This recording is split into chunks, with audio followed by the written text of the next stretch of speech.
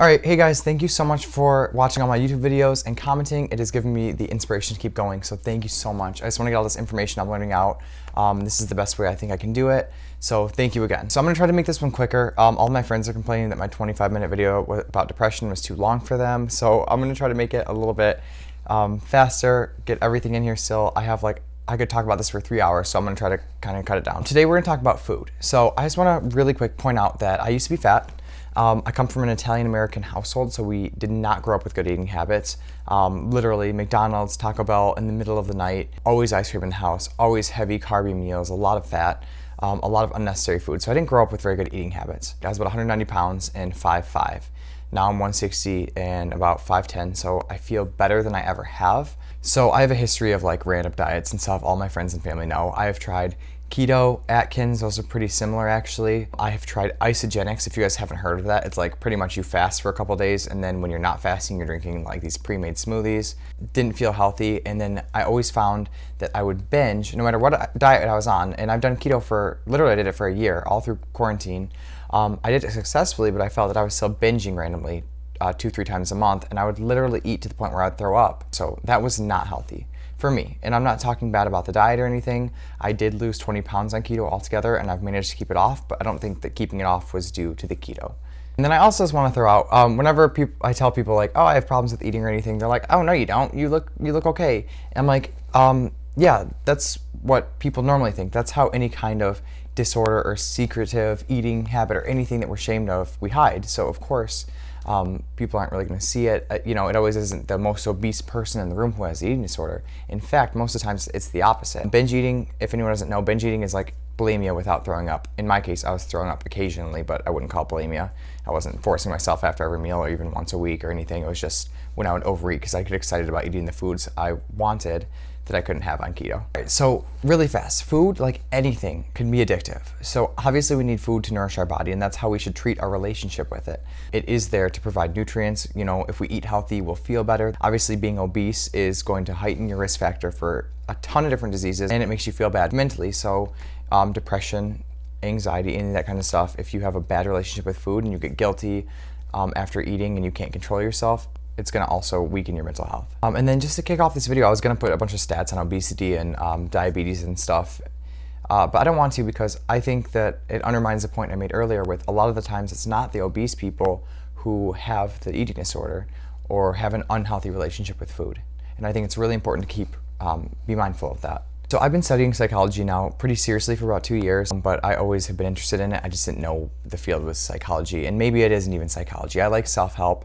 I like getting just straightforward information out to people that isn't taught in university or school. So that's what I do, and I'm very, very interested in it, and I find the more I learn, the more I start to see patterns in different areas of psych that all kind of relate to the same problem. So when we think we have an issue with food or eating, I don't think that's always the case. I think actually more often than not, we have an issue with something else in the food, and the excessive eating and the always impulsively wanting to grab something unhealthy is actually a symptom of a bigger problem. Really fast, I think it's important to talk about addiction. The addiction cycle is trigger, impulse, indulgence, so whatever that is, if it's drugs or food or alcohol or social media, you feel shameful or guilty, and then you repeat. This goes along with really anything you can be addicted to, and it's very cool, I guess, at least informative to see that food and your relationship with food follows the same patterns. And with addiction, you don't try to treat necessarily the addiction, but if you can do it, you want to treat the main things causing the addiction. So you don't want the symptom, you can't treat a symptom and expect the illness to go away. It has to be the other way around. So today I want to focus on the trigger stage of the addiction cycle of food, or why we can't stay on a diet, or why we have to feel like we're depriving our body or not eating the foods we like, not able to control ourselves, which is a really horrible feeling, and then that guilt that comes afterward, and that self-hatred and that shame. A very powerful quote that I heard was, sometimes you're hungry, but it's not for food. So I'm going to repeat it because I think it's worth repeating. Sometimes you're hungry, but it's not for food.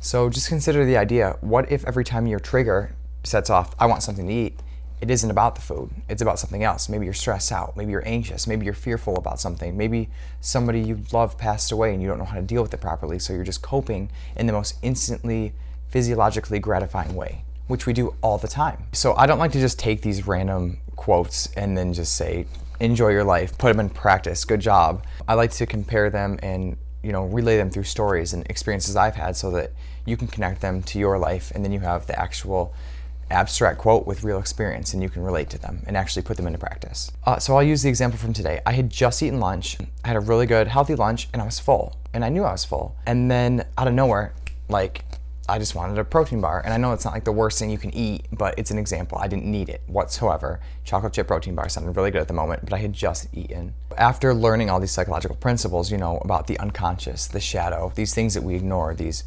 drives and desires that aren't being met, I decided I'm not gonna just gut reaction, no pun intended, respond to this impulse to go grab more food. So I kind of questioned myself rationally, because I'm very rational. I'm like, am I hungry?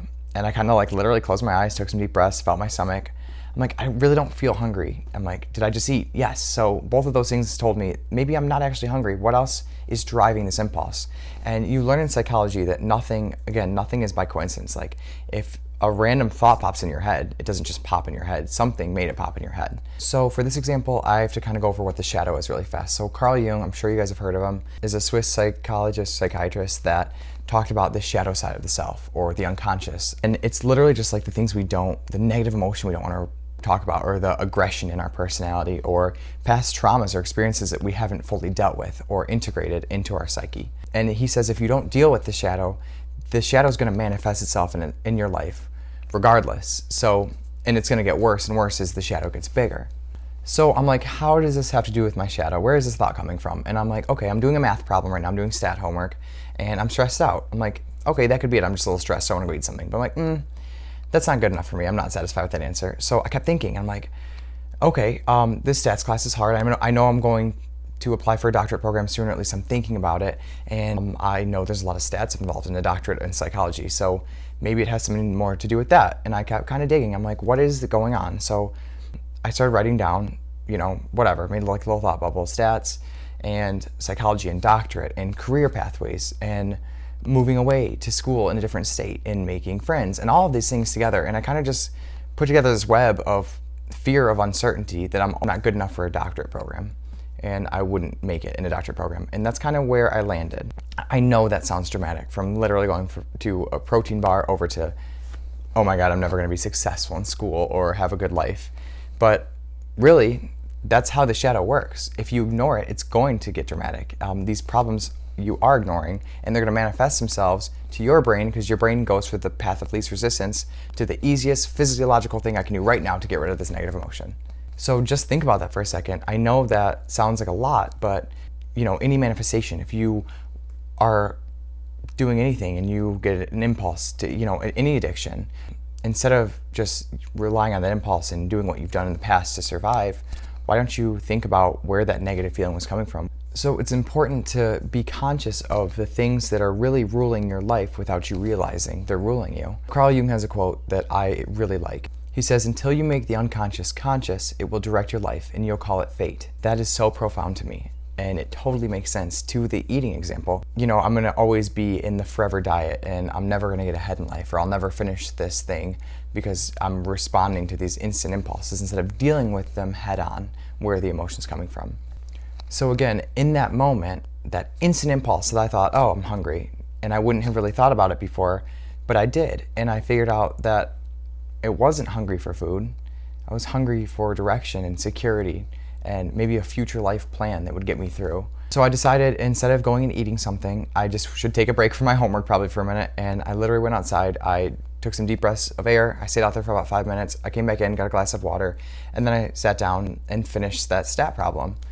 And then right after, I decided I should probably make this video. I was feeling inspired and encouraged. So it isn't always this extreme, obviously. Sometimes you're physically hungry. That's fine. Be hungry. Go eat something. Just don't overeat. When you feel full, and if you pay attention to your body, you'll feel full. Stop eating halfway through your meal for a minute. Drink a little sip of water. Just sit there and kind of feel your stomach, and you can tell if you're full or not. I know it's sad in this society that we have to retrain ourselves what full is. But unfortunately we do, and really the unconscious disguises itself, so it makes these things, these base instincts, more difficult to kind of perceive. If you want to have a healthy relationship with food, which is totally possible, you literally just have to pay attention to your body So make sure the physical is good. Obviously, if you're hungry, again, eat something. But if you're not hungry, or there's any reason to believe you're not hungry and it might be something else, maybe you should listen to that. Negative emotion isn't bad, even though we avoid it like the plague and we try never to think about things and past traumas and guilt and depression and self-hatred and self-loathing and belief that we're never going to become anything or be happy or be married or loneliness. We don't like to think about these things, but if we just take a minute to think about them, they become so much less scary. So ever since I started learning these psych principles, and about the unconscious, about the shadow, and reading books about the food, topics about overeating and food, I've really been on a better path. I've never, in a point in my life, truly felt like I wasn't depriving myself by not overeating, pretty much. But now I literally can sit down and have a meal and feel full, and I'm happy, and I'm good. And these emotions, they can be scary to look at, and they can be hard to even understand that we have. That's why it's called the unconscious. Jung says that the shadow is only as big as the light we're willing to shed on it.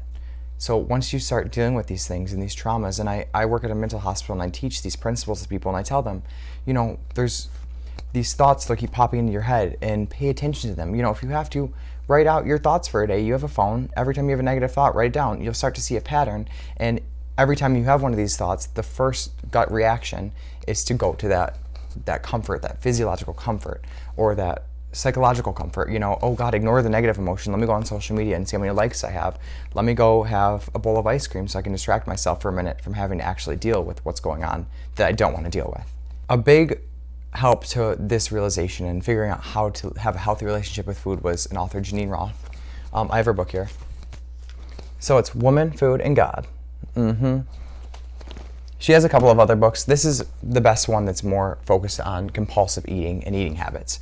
And she uses the same principles, but she puts a lot of good personal anecdotes and stories and experiences because she's been teaching this for over 30 years now. And it's very insightful. So if you guys want, I literally bought this at a bookstore for $3. So I would heavily recommend it. It's a very easy read. It's good. It's very relatable. And it just kind of uses those principles, and it doesn't say unconscious or shadow, because those are all mystical, yeah. No one understands the shadow or the unconscious, but it's literally just the stuff that we're not willing to face. And then Geneen just reiterates the fact that it isn't about the food or the weight problem. It's about the uncertainty and the emptiness inside. We can't fill our soul with food. We can only fill our bodies with it. But if you start paying attention to these little negative emotion or these thoughts in your head, it'll tell you what's going on. The shadow, again, it doesn't remain silent. If you're repressing it, it's going to get louder. Again, if you're not sure when you're hungry or how much you should eat, literally try to just listen to your body first. Go physical. If you just eaten, use that as a sign. If you are feeling hungry still, or you feel like maybe you shouldn't be that hungry, drink some water and wait a couple minutes. That part's pretty easy. And then just sit, listen to your body. Close your eyes if you have to, breathe, feel your stomach. And if you're still hungry, just do something small. And if you are hungry after that, keep going. But also pay attention to those triggers.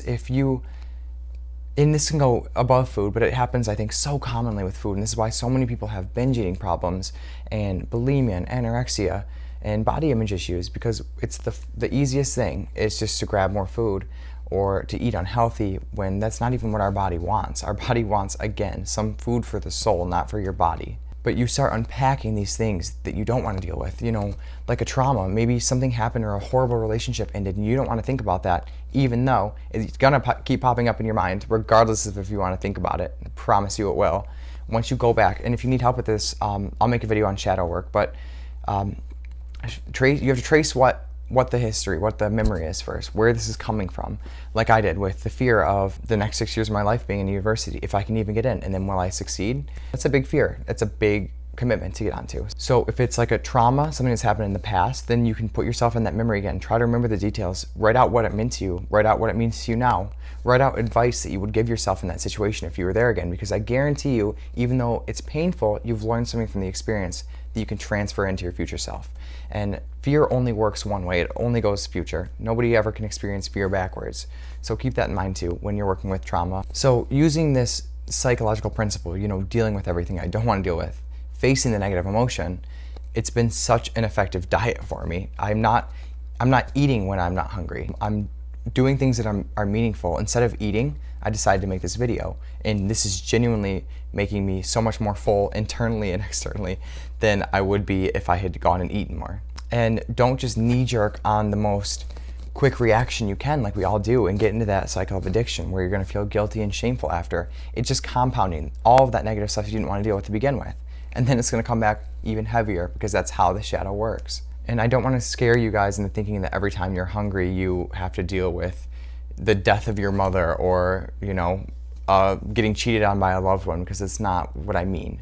But if you notice these patterns, if it's not just one time, if it's happening, and we all know people who have been on the same diet for 30 years or the same shitty job for 20 years that they don't like, and they're making the same amount of money, or the same marriage they're not happy in, or they're alcoholics and they're on the same 2 bottles of wine every single day and they're not happy. And instead of actually dealing with this stuff, which is hard, it's not easy doing this, but it's so worth it.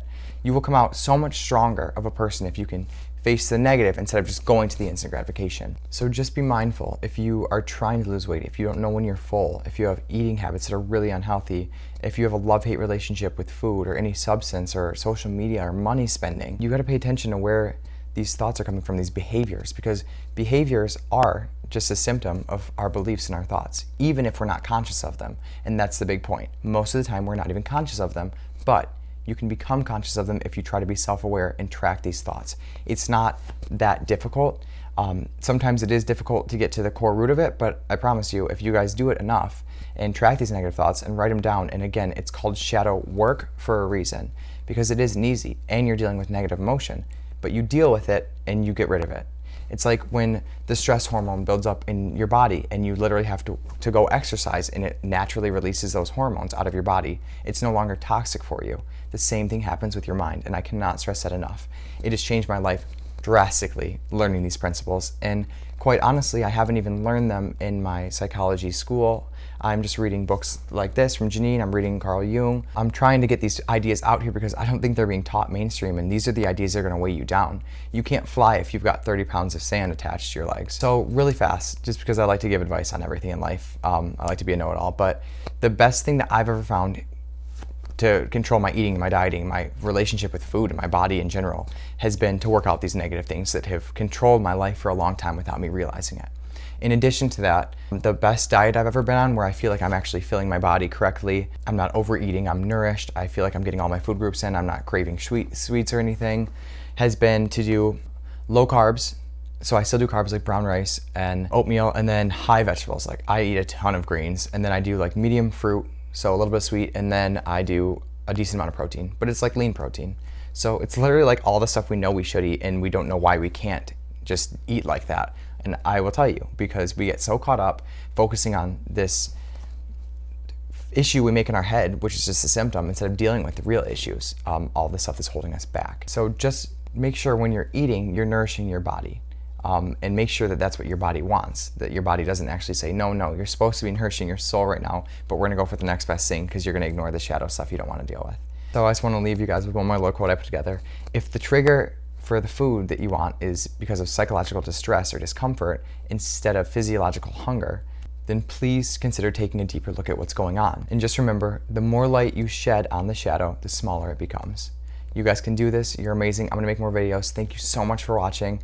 I know this is all like abstract and everything, but it really, once you start actually listening to your mind and tracing these thoughts, and everyone will have these thoughts and everyone has a shadow that's screaming at them. If they just choose to listen, they will figure it out, and you will take the 50-pound sandbags off your legs and you will be able to fly higher, and you won't have to worry about overeating at every party or be scared that you're not gonna be able to control yourself, because once you deal with the negative stuff, you are integrated enough to be able to control yourself just fine. It doesn't even feel like a fight, actually. Thank you guys. I know this was kind of deep and it was too fast, but my friends, again, they don't want me to make a long video, so I'm just gonna make a short one this time. I'll do more information about it later. Thank you so much for watching. I cannot stress enough how inspirational it is that you guys are liking these videos and commenting. So thank you. I appreciate it. Have a good day.